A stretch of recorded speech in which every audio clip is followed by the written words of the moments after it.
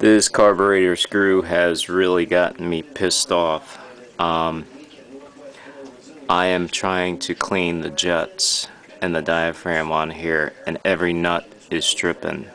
The Phillips screws are extremely soft, but I'm gonna go through every trick I know on how to get these damn screws off, because I swear to God, if you start stripping these suckers, it's just a nightmare.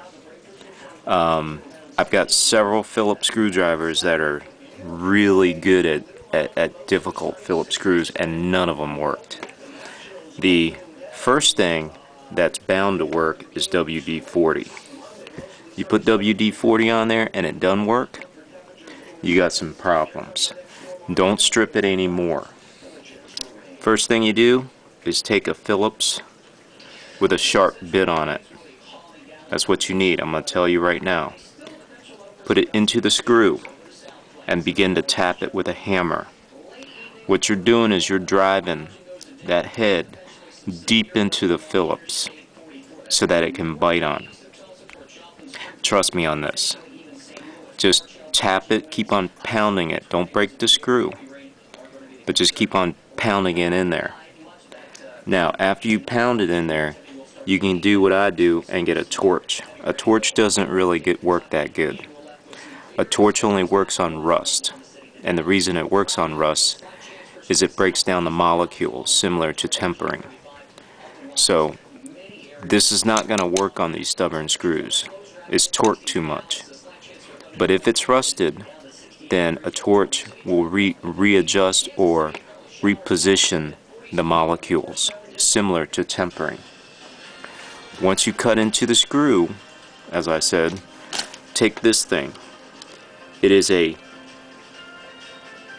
T ratchet, and this T ratchet, if you've ever worked with a T hex or a T driver, it allows you to put a tremendous amount of torque on the tip.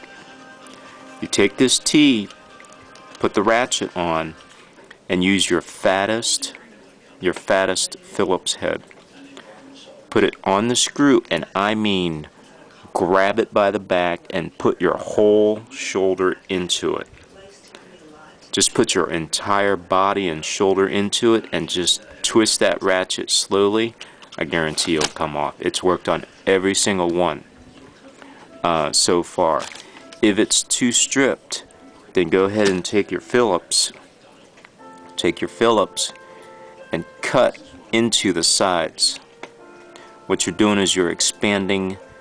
You take a flathead and cut into the side at an angle on 2 or all 4 of the Phillips tips. And by doing that, what you're doing is you're giving it a bigger bite as you're drilling it deeper. It's not guaranteed to work, but most likely when you put the T-ratchet on there, come in at an angle and try to bite as much as you can and go real slow so that you can have that torque right on there. And by pounding it, by spraying it, by cutting new grooves into it, cut new grooves into it and drill it in deeper, it's gonna bite, and it's gonna bite enough so that it's gonna come out. Even the most stripped one I've had so far, it came out, even though the metal is so soft.